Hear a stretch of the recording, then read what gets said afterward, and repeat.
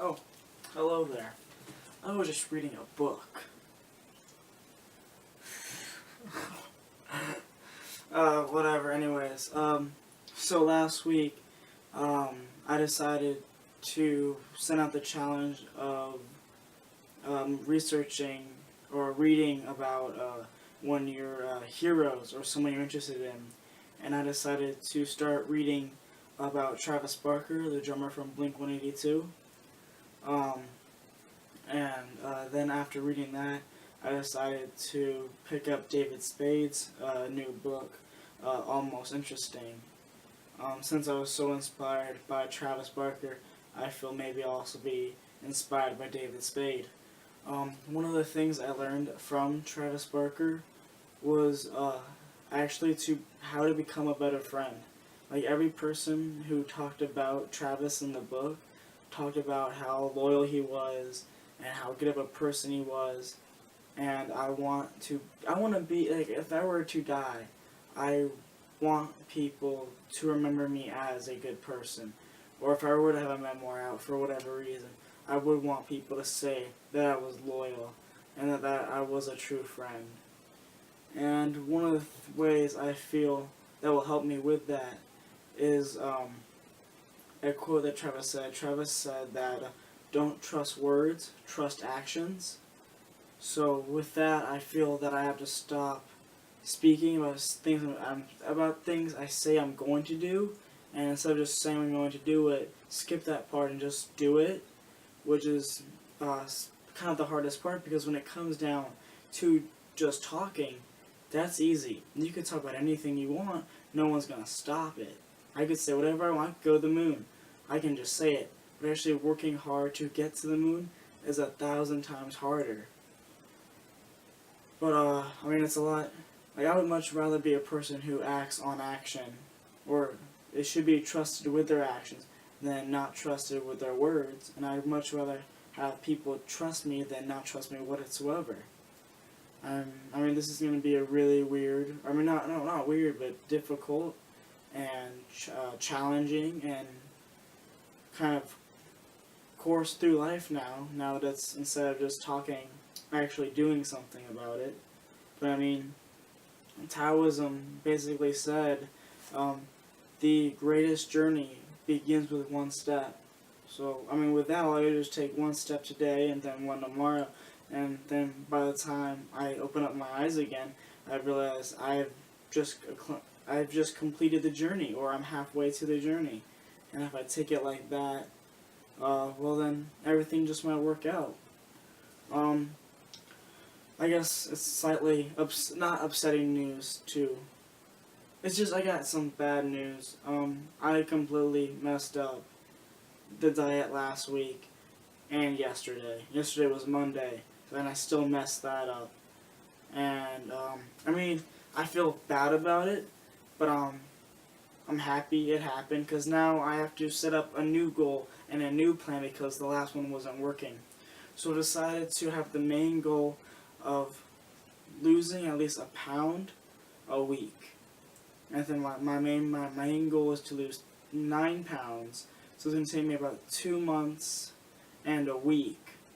So basically 9 weeks. I don't know why I didn't say it. Just 9 weeks to hopefully lose those 9 pounds. And I feel if I just target just losing 1 pound that 1 week, I can just take it week by week instead of just trying to lose it all at one time. And I've realized that I'm going to have to start eating breakfast. I skip breakfast a lot of the time. So I've decided I should probably start waking up earlier to learning how to make a better proper breakfast, like an omelet. I don't really know how to make those or what's added to one. But that's the plan. And then not only just having a sandwich for lunch, but also having a sandwich plus a salad. And then it comes back down to everything. I'm not too sure what to do about dinner. Dinner always seems real difficult for me, especially coming home. Like coming home and then that's the worst. That's the worst. Just like coming home and you're tired and you're annoyed and you're hungry because you're not used to eating you're not used to not eating this much, or like telling yourself not to eat. So it's just kind of weird and strange.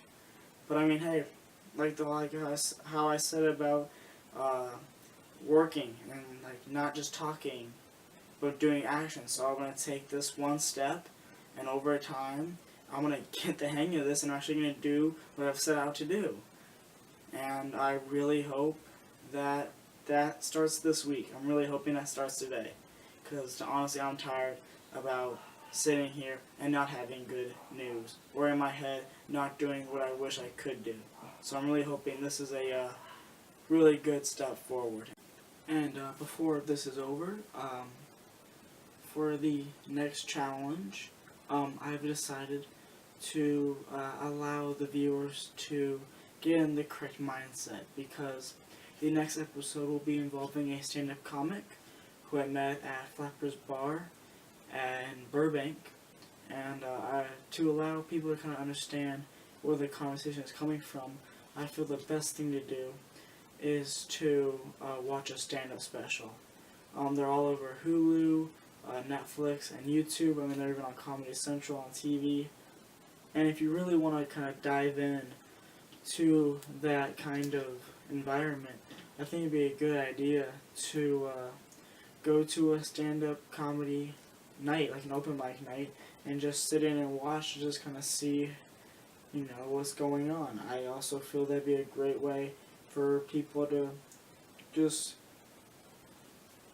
understand and enjoy watching people do something they love to do with other people who also love to do the same thing, as they overcome obstacles as stage fright or whatever else goes on people's minds, and then coming up with brand new amazing material and then showing it to a room full of people in hopes that one day they'll be able to get paid for it, and then from that be able to headline, and from that maybe have their own stand-up special or their own comedy album. And it's actually really fascinating and amazing to be there and to participate.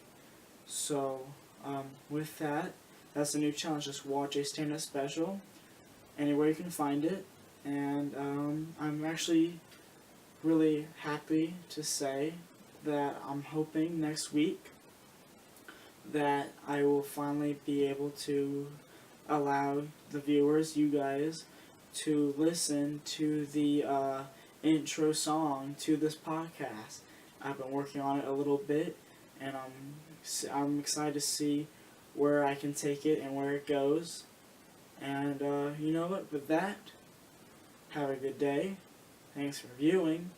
And the challenge this week is to watch a comedy special.